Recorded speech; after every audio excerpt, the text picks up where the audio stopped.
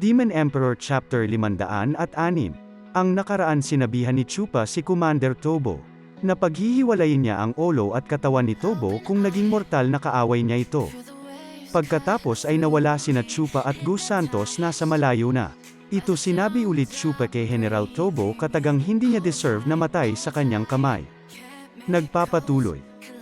Commander Tubo, dahil sa pagpapahalaga mo at pagrespekto sa aming pinakamamahal na general, Dugusa, bilang ganti, gagawin ko rin ang ginawa mo. Magkikita pa tayong muli. Makikita kang muli. See you again.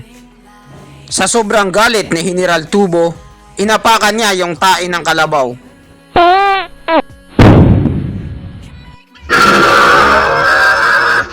Bobo! Walang iya ka! Masyado mo kong minamaliit! Bumalik na naman yung sumpong ni Commander Tubo. Na high blood na naman siya dahil kay Chupa. Sinigawan din sila ni Slaughter Tuta at nagmumura. Tanginan nyo, mga bata! Huwag kayong tumakbo, mga duwag! Hinahabol na ng grupo ni na Slaughter Tuta, sina Chupa at Gus Santos. Ayaw silang tantanan. Dito na kayo mamamatay. Hindi na kayo makakaalis. Ah! Talagang ayaw nila tayong tantanan. Sige, Gus Santos, bigyan mo sila ng sapak ng katotohanan. Sige! Hali kayo! Hali kayo! Ipapatikin ko sa inyo ang lasa ng aking soaring face. Pumuesto na si Gus Santos para magpakawala ng isang malaking sapak. Ayan na nga, pinakawalan niya na. Sobrang lakas, insan. Splitting Heaven!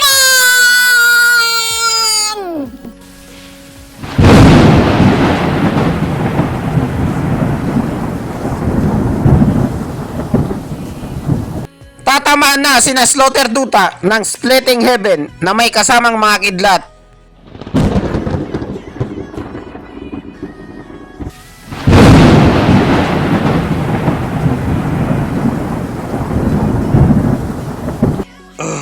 Ang laki. Bigla ang nanlaki ang mata ni Slaughter Tuta dahil sobrang laki ito at lakas, hindi nila kayang sanggain.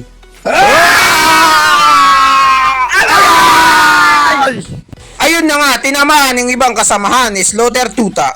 Ipinaligo nila yung sapak ni Gus Santos.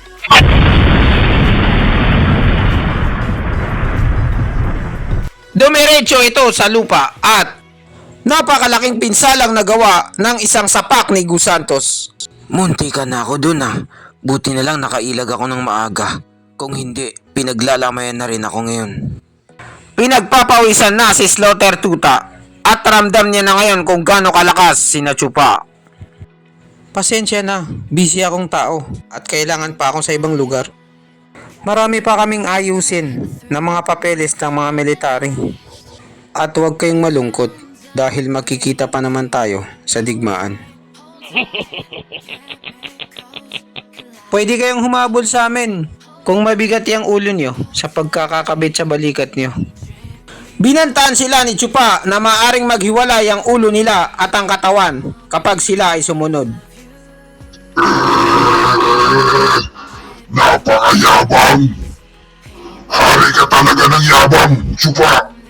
Sobra na ang galit ni Commander General Tubo, hindi na mapigilan. Maskaradong bandido! Sino ba ang walang hiya ngayon?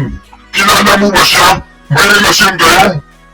Si Chupa ang pinakabagong sikat ngayon sa social media sa buong Luzon. At siya rin ang stewardess ng Loloklan sa Wendglasa City. Ang ikawalo na bagong malaking bahay.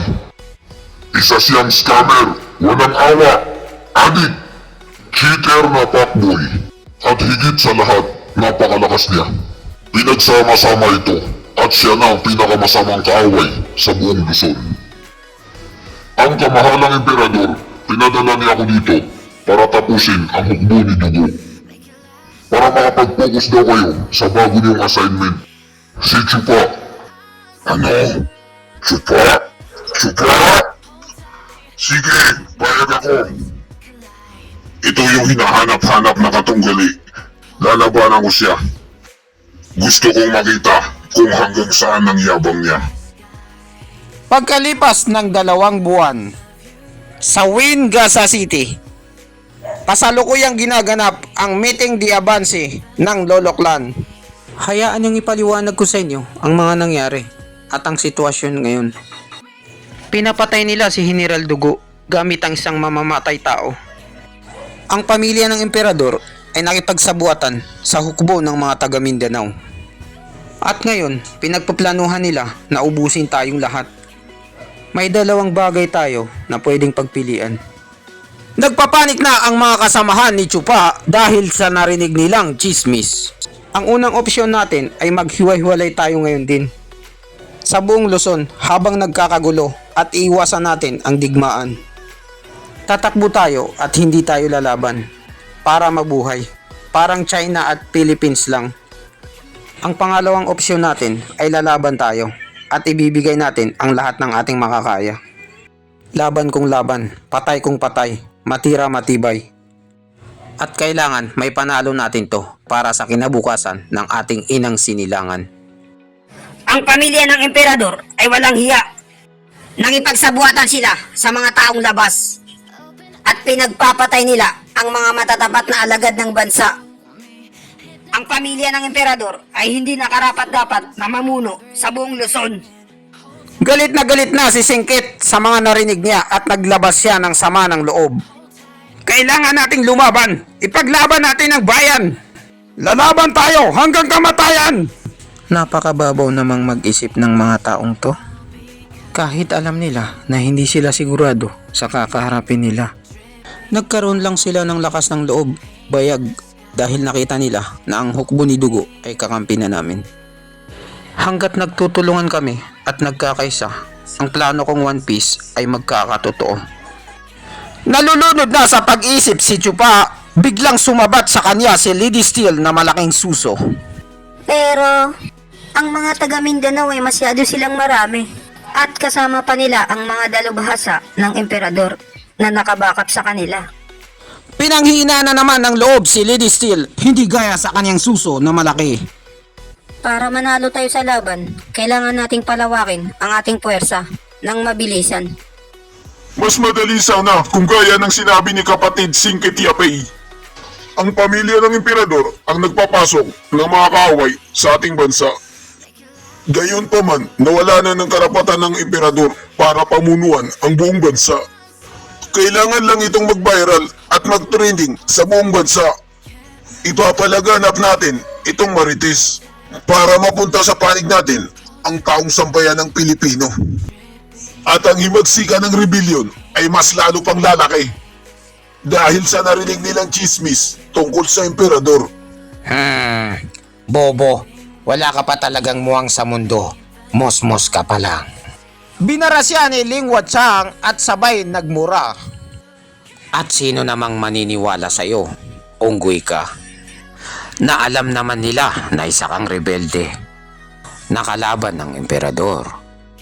Pwedeng palabasin ng mahal na emperador sa mamamayang Pilipino na ikaw ang nagtawag ng mga taga Mindanao. At ang rebelyon ng mga Pilipinong sinasabi mo ay sila ang maghahunting sa atin para sa emperador. At ang magsasuffer nito ay tayo. Tayo lang din ang magdudusa sa bandang huli. Naintindihan mo ba ako, unggoy? Hoy, Ling Wuchang! Anong pinagsasabi mo dyan? Naghahanap ka ba ng away? Medyo na-open siya sa pinagsasabi ni Ling Wuchang. Pero si Mark tahimik lang sa gilid. Ang pamilya ng emperador, basta-basta na lang nilang itinapon si General Dugo at pinagplanuhan nila ang kanyang kamatayan. At lahat ng mga sundalo ng hukbo ni Dugo, sila lahat ang magiging testigo nito. Yan ang pinakamatibay na ebidensya na laban sa emperador. Hindi ba mga traidor din naman sila? Marami lang sila. Nasa pamilya ng emperador ang huling salita. Sino sa palagay mo ang paniniwalaan ng taong sambayanan? Ang emperador o tayong mga traidor? Nabigla na lang silang dalawa at natameme dahil may punto naman ang sinasabi ni Ling Wuchang. Tama ang sinabi sa inyo ni Sir Ling. Natatandaan niyo pa ba yung laban natin sa pamahalaan? Gumawa ng paraan ng emperador para mapaaway tayo sa pamahalaan. Magdigmaan at mag-ubusan ng lahi. Saka napapasok ang emperador pagkatapos. At tatapusin na lang kung anong mga natira. Nakita niyo naman sa pinost ng mga tagapamahalaan na uubusin daw nila tayo, tama man o mali. Tapos ang pamilya ng emperador ay tahimik lang sa gilid, hindi sila nagre-react sa mga post. Nung nag-reply ako sa post ng pamahalaan na hinahamon ko sila, lalong nagkagulo ang mga tao sa buong bansa. Hanggang sa mapunta ito sa hindi na nila alam kung sino ang nasa tama at mali. Hindi ba napaghahalataan ang pamilya ng emperador? Hindi man lang sila nagbigay ng opinyon. O pumagitna man lang para hindi matuloy ang laban natin sa pamahalaan. Wala rin itong pinagkaiba sa nangyari sa nakaraan. Ang pamilya ng emperador ay kayang-kaya nila tayong pagbintangan kahit anong gustuhin nila. Sila ang may kontrol ng batas sa buong Luzon. Kahit gaano pa karami ang panawagan natin ng hustisya sa social media. O kaya magdideklara tayo na papalawakin natin ang puwersa natin. Kayang-kaya na itong wakasan gamit lang ang isang fake news na tinatawag na Imperial Scroll na ginagalang ng mga mamamayang Pilipino. Hindi lang ang masisira nito ang plano natin, ang matagal na nating minimitihing pangarap. Kung hindi, magiging kaaway din tayo ng sambayan ng Pilipino. Wala na bang paraan para mabigyan natin ng hustisya ang pagkamatay ni Ina Ama? Siyempre, may paraan pa. Lubos ang pagkabigla ni unang inaanak dahil sa narinig niya. Pero malay natin, baka April Fools lang to ni Chupa sa kanya. Kahit hindi to matatawag na katarungan, at least nabawasan natin ang harang sa emperador.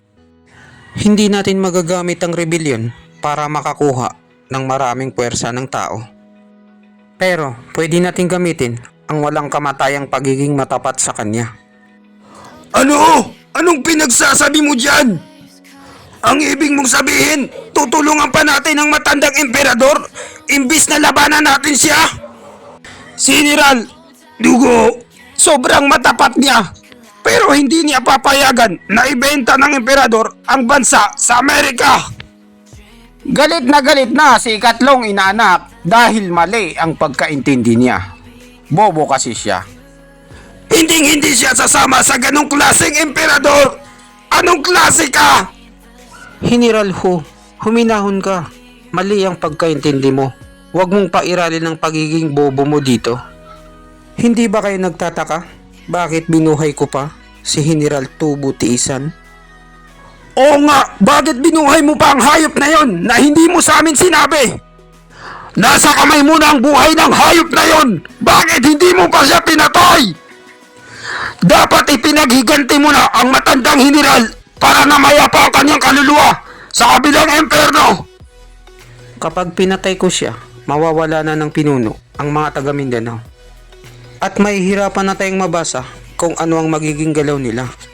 Dahil hinayaan ko siyang mabuhay, hahanapin niya ako. Hindi siya susunod sa mga utos ng emperador dahil gusto niya akong tapatan. Mapupunta ito sa matinding bakbakan sa Luzon. Ma-expose na siya, hindi na sila may tatago ng emperador sa pangmatagalang bakbakan. Tuwang-tuwa naman si Ling Wachang dahil naintindihan niya na ang tinutukoy ni Chupa.